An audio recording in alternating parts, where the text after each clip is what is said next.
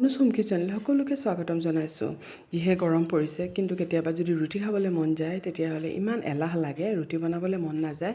কিন্তু আজি আপোনালোকলৈ এটা একেবাৰে সহজ ৰেচিপি লৈ আহিছোঁ। তাৰ কাৰণে মই ৰহৰ দালি আৰু মচুৰ দালিখিনি এঘণ্টামানৰ কাৰণে তিয়াই থৈ দিছিলোঁ, আৰু এইখিনি ফুলাৰ পিছত মই কুকাৰত অলপ নিমখ দি পেলাই এইখিনি মই বহাই দিছোঁ। এতিয়া মই একাপ আটা লৈছোঁ, এইখিনি মই ভালকৈ সানি ল'লোঁ। ইয়াত মই দিছোঁ অলপ আজৱাইন দিছোঁ, অলপ নিমখ দিছোঁ, অলপ হালধি পাউডাৰ, অলপ জলকীয়া পাউডাৰ, অলপ জিৰা ধনিয়া পাউডাৰ দিছোঁ, দি পেলাই আৰু আচাৰ দিছোঁ। মোৰ ওচৰত জলকীয়াৰ আচাৰ আছিলে, সেইকাৰণে এইটো দিছোঁ। আৰু যদি আপোনালোকৰ নাথাকে, এনেই নৰ্মেল যিকোনো আচাৰৰ মছলাখিনি ইয়াত দি দিব, আৰু অলপ তেল দিছোঁ। দি পেলাই তেল বা ঘিউ আপোনালোকে দিব পাৰে, মই তেল দিছোঁ। আৰু দি পেলাই এইখিনি ভালকৈ মিক্স কৰি ল'ব, আৰু পানী দি এইখিনি ভালকৈ আটাখিনি এটা হেৰি কৰি ল'ব। আৰু এতিয়া এইখিনি মই অলপ ৰেষ্টত থৈ দিম। আৰু এইখিনি চাওক আমাৰ হৈ গ'লগৈ।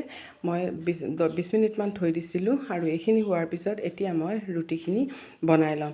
কিন্তু এই ৰুটি বনাম, কিন্তু এইখিনি দুয়োটা একেলগে হৈ যাব, আৰু খুব ধুনীয়া এটা ৰেচিপি। আৰু এইটো ৰুটিটো বনাই পেলাই মই এই ধৰণে যিকোনো এটা ঢাকন লৈ পেলাই এই ধৰণে কাটি ল'ব পাৰে আপোনালোকে। মই এই ধৰণে এখন ঢাকন লৈছোঁ, লৈ পেলাই এইখন কাটি ল'লোঁ। আৰু এতিয়া এইখিনি গোটেইখিনি চাওক এটা শ্বেপৰে কাটি ল'লোঁ। আৰু এতিয়া মই এইখিনিত এটা শ্বেপ দিম, আৰু এইটো এয়া চাওক মই এই ধৰণে শ্বেপ দিছোঁ। আপোনালোকৰ ইচ্ছা অনুসাৰে যিকোনো আপোনালোকে শ্বেপ দিব পাৰে। এয়া চাওকচোন, মই এই ধৰণে এটা ফুলৰ নিচিনা শ্বেপ দি লৈছোঁ। এই ধৰণে মই গোটেইখিনি বনাই ল'ম। আৰু এতিয়া এয়া চাওক, এইখিনি গোটেইখিনি বনাই ল'লোঁ। আৰু এতিয়া আমাৰ দাইলখিনিও সিজি গ'লগৈ, আৰু দাইলখিনি পূৰা ভালকৈ সিজাব, পূৰা যাতে ভালকৈ সিজি যায়। এতিয়া অলপ চামুচেৰে ভালকৈ লৰাই দিলোঁ, আৰু যিখিনি পূৰা ভাঙি গ'লগৈ। এয়া চাওক পূৰা সিজি গ'ল। এতিয়া মই এখন কেৰাহী পাতিছোঁ, পাতি পেলাই তাত মিঠাতেল দিছোঁ, শুকান জলকীয়া দিছোঁ, জিৰা দিছোঁ, আৰু এইখিনি ফুটাৰ পিছত মই অলপ পিঁয়াজ দি দিছোঁ, আৰু কটা নহৰু দিছোঁ। দি পেলাই এইখিনি মই ভালকৈ ফ্ৰাই কৰি ল'ম। এইখিনি অলপ ভালকৈ ফ্ৰাই হোৱাৰ পিছত তাৰপিছত মই কেঁচা জলকীয়া দিলোঁ, আৰু বিলাহী দিছোঁ। দি পেলাই এইখিনিও মই অলপ লৰাই ল'লোঁ।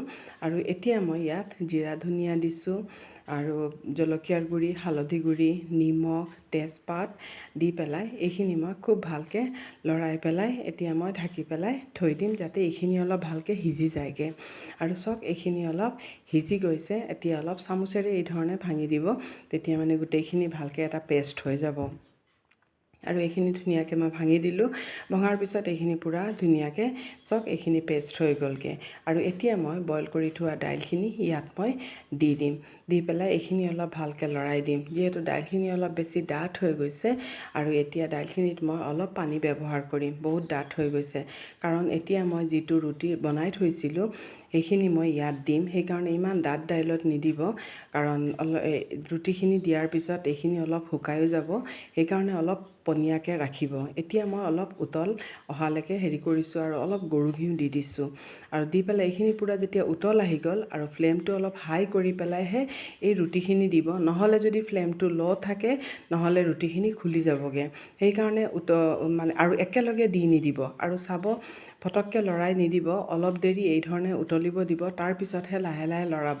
আৰু যেতিয়া হৈ যাব, কেনেকৈ গম পাব হৈ গ'ল বুলি, এইখিনি ওপৰলৈ উঠি আহি যাব। এয়া চাওক এইখিনি ওপৰলৈ উঠি আহিছে। ওপৰলৈ উঠি আহিলে এইখিনি হৈ যাব। এতিয়া এইখিনি মই ঠাণ্ডা হ'বলৈ থৈ দিম, আৰু এতিয়া মই ছাৰ্ভ কৰিম। আৰু চাওকচোন ইমান ধুনীয়া হৈছে। আৰু এই ধৰণে হেৰি কৰি আৰু বাঢ়ি পেলাই ওপৰত অলপ আচাৰ দি দিব, আৰু খুব ভাল লাগিব খাবলৈ। আৰু এয়া চাওকচোন আমাৰ ৰাতিৰ সাজ হৈ গ'ল। একেবাৰে সহজ নহয় জানো? যদি ভাল লাগে প্লিজ লাইক কৰিব আৰু কমেণ্ট কৰিব।